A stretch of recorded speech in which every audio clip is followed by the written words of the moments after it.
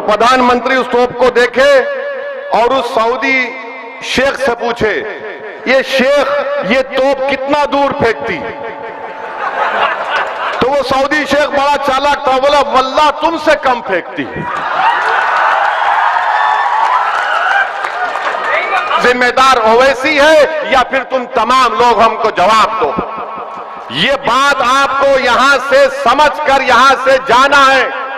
और ये तमाम ताकतें, फिरका परस्त ताकतें ये कोशिश कर रही हैं कि सीमांचल को हमेशा के लिए पसमानदा रखा जाए, सीमांचल की जनता को हिंदू और मुसलमान के नाम पे बांटा जाए और मुसलमानों को सुरजापुरी, कुलैया, शेरशाहबादी के नाम पर बांटा जाए।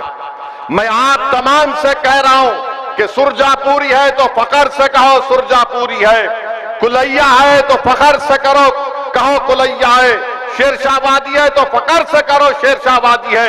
मगर याद रखो, दुश्मन को उसकी साजिश में कामयाब होने मत दो। दुश्मन को शिकस्त देना है, एक रहकर शिकस्त देना है। और रहा सवाल प्रधानमंत्री का, प्रधानमंत्री जितना दूर फेंकते हैं उतना कोई नहीं फेंकता है।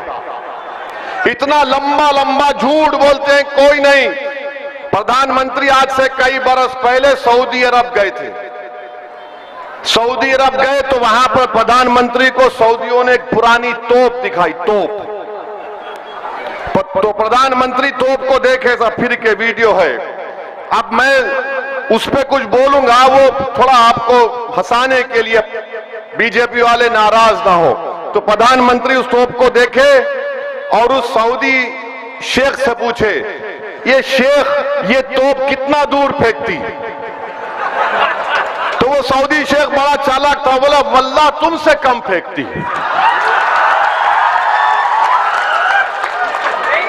यानी 15 लाख अकाउंट में आ जाएंगे, 1 करोड़ नौकरी मिलेगी, पूरा ब्लॉक का पैसा आ जाएगा, सब हो जाएगा। कुछ नहीं हुआ। 3 मर्तबा बिहार की जनता ने मोदी को प्रधानमंत्री बनाया और प्रधानमंत्री क्या दिया बिहार को? कुछ नहीं दिया। सीमांचल को क्या दिया? सिवाय जुमलेबाजी के कुछ नहीं दिया।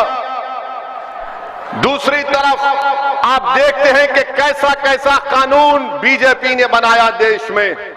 ट्रिपल तलाक का कानून बनाया। मैं पार्लियामेंट में 3 मर्तबा खड़े होकर अपनी तकरीर में कहा कि यह कानून मुस्लिम महिलाओं के खिलाफ है, उनसे इंसाफ नहीं करेगा। ये झूठ है, तुम इंसाफ नहीं करना चाहते हो, तुम सिर्फ इस्तेसाल करना चाहते हो। 3 मर्तबा कानून बना दिए। आज मुस्लिम महिला खुद परेशान है। CAA का कानून बनाया, मजहब की बुनियाद पर बनाया। मैंने पार्लियामेंट में खड़े होकर मोदी की आंख में आंख डालकर कहा यह काला कानून है। जिस तरह महात्मा गांधी ने गोरे फार्म अफ्रीका में कानून को फाड़ा था, मैं इस कानून को फाड़ता हूं और दुनिया ने देखा वो कानून गलत है। फिर UAPA का कानून बना दिया गया, नया कानून उसमें तरमीम की गई। मैं प्रोफेसर मुसव्विर आलम से पूछना चाह रहा हूं, आप तो पढ़े लिखे हैं ना प्रोफेसर साहब, आप हमको बताओ, जब 2019 में अमित शाह UAPA के कानून को तरमीम कर रहा था तो क्या तुम्हारी पार्टी उसकी तायद नहीं की? बताओ प्रोफेसर साहब, किसने उसकी मुखालिफत की थी? असदुद्दीन ओवैसी ने उसकी मुखालिफत की। पूरे पार्लियामेंट में 2 लोग उस कानून के खिलाफ वोट डाले, उठाकर देख लो आप, उसमें मैं और इम्तियाज जलील शामिल थे।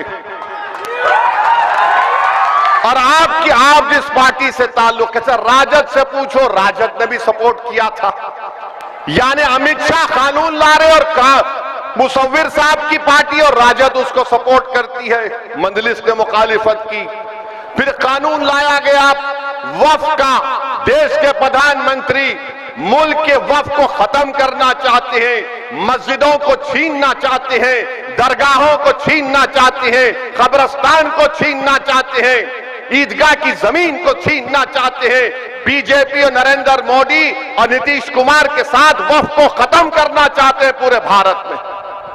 मेरे अजीज दोस्तों और बुजुर्गों, उस वक्त भी हमने पार्लियामेंट में खड़े होकर मैंने उस कानून पर अपनी तकरीर की और उस 45 तरमीमात के ऊपर मैंने कहा यह संविधान के खिलाफ है। मैंने कहा यह कानून संविधान के खिलाफ है और उस कानून को फाड़ दिया। 128 पेज की मैंने रिपोर्ट लिखकर पार्लियामेंट में पेश की कि कानून क्यों संविधान के खिलाफ है। अरे बताओ प्रोफेसर साहब, आप क्या कर रहे थे? आज आप बड़ी बड़ी बातें करते हैं। मेरे अजीज दोस्तों और बुजुर्गों, बीजेपी इस देश को तब्दील करना चाहती है, इस देश के संविधान को खत्म करना चाहती है बीजेपी। और 20 साल से बीजेपी नीतीश कुमार के साथ है। हाँ, एक वक्त 1 साल तेजस्वी भी उनके साथ आ गए थे। नीतीश कुमार की काबिलियत यह है कि उनका अगर रात में सुबह उठते हैं और उनका दिल ये बोला कि नहीं अब के आज मैं चाय मोदी के साथ पीऊंगा, तो उनके साथ पी लेते हैं। अगर दूसरे दिन ख्वाब में उनको कुछ आ गया तो बोले अब तेजस्वी को खरीद कर लेता हूं। तो शायद नीतीश कुमार को भी नहीं मालूम कि वो कब किस तरफ करवट ले ले। जिस तरह बिहार में ब्रिज बैठ जाता है उस तरह नीतीश कुमार कुछ भी कर सकते हैं।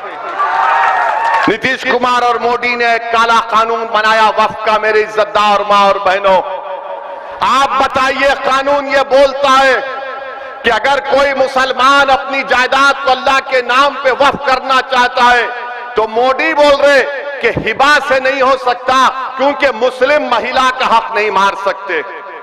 क्या कोई दूसरे धर्म में इस तरह का कानून है कि अगर कोई अपने भगवान के नाम पर या किसी के नाम पर अपनी पूरी जायदाद देना चाहता है तो क्या कोई पूछता है कि तुम अपनी बेटी का हिस्सा रख रहे हो नहीं रख रहे हो? अगर मैं अपनी जमीन को अल्लाह को दे रहा हूं तो उसमें औलाद का क्या करना है?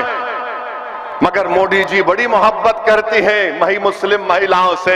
मोदी जी, आपकी मोहब्बत में सच्चाई नहीं है। अगर सच्चाई है तो बुलाओ बिल्किस बानो को अपने घर में बिठाकर चाय पिलाओ। मोदी जी, वो बिल्किस बानो जब तुम मुख्यमंत्री थे गुजरात के, उसको 12 लोगों ने उसकी असमत लूटी थी। वो बिल्किस बानो से इंसाफ नहीं करते। मगर बीजेपी कहती है कि वक्फ का कानून, अरे वक्फ का कानून वक्फ को बर्बाद करने के लिए लाया गया नीतीश कुमार, और इसमें चिराग पासवान भी शामिल है। चिराग पासवान, नीतीश कुमार और मोदी ने मिलकर इस तरह का काला कानून लाया। मगर दुनिया ने देखा कि लोग बोलते एक एमपी जीतने से क्या होता। मेरे भाई, जब लड़ने की बात आती तो तादाद की अहमियत नहीं होती, जज्बे की अहमियत होती है, तलब की अहमियत होती है, इखलास की जरूरत पड़ती है। उस 540 के वान में आपका बेटा, आपका भाई, आपका दोस्त अकेला था। मैं खुलेआम और बेबाक तरीके से अपनी गुफ्तगू को रखा। लोग मुझसे पूछे कि तुमने बीजेपी की ताकत के सामने कानून को फाड़ दिया। मैंने कहा मैं ताकत अगर मानता हूं तो सिर्फ जमीन और आसमान के खालिक की मानता हूं, इंसान की ताकत को ताकत नहीं मानता मैं। मेरे अजीज दोस्तों और बुजुर्गों, तीसरी बात हम आपसे कहना चाह रहे हैं कि हम हमारे प्रोफेसर मुसव्विर साहब से पूछना चाह रहे हैं, ये अक्टूबर का महीना है प्रोफेसर साहब, आपको याद होगा 24 अक्टूबर 1999 89 को 98 को क्या हुआ था? 24 अक्टूबर को आज से 34 साल पहले, बल्कि 35 साल पहले भागलपुर में फसाद हुआ था। 1000 लोगों की मौत हुई थी।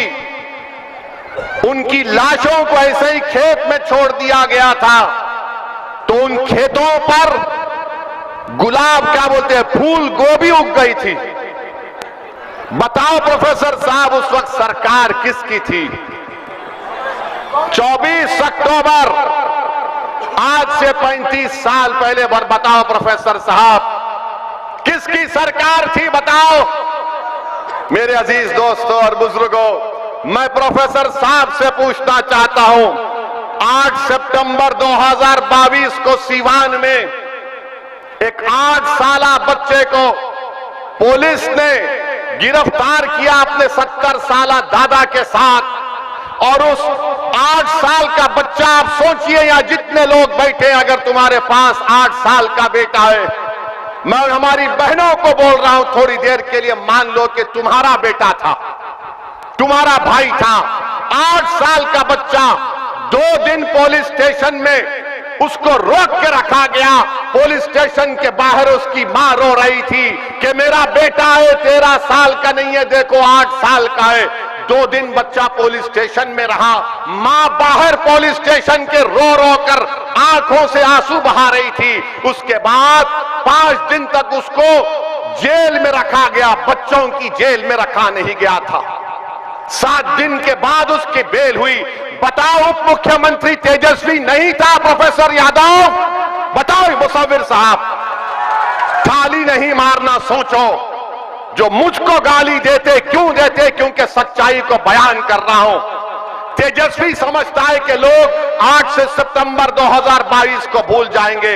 ये उप मुख्यमंत्री था। प्रोफेसर, कहां गया तुम्हारी तड़प? तुम्हारे मुंह से गाली निकलती माजिद के लिए, क्या तुम्हारी जबान पर गाली नहीं आती? अगर वो बच्चा तुम्हारे औलाद होता तो तुम क्या करते बताओ? 2 दिन 8 साल का बच्चा पुलिस स्टेशन में, तेजस्वी बैठा है पटना में और बड़ा बड़ा बोलता है, अरे हम हैं, ये कर देंगे, मुसलमान का वो कर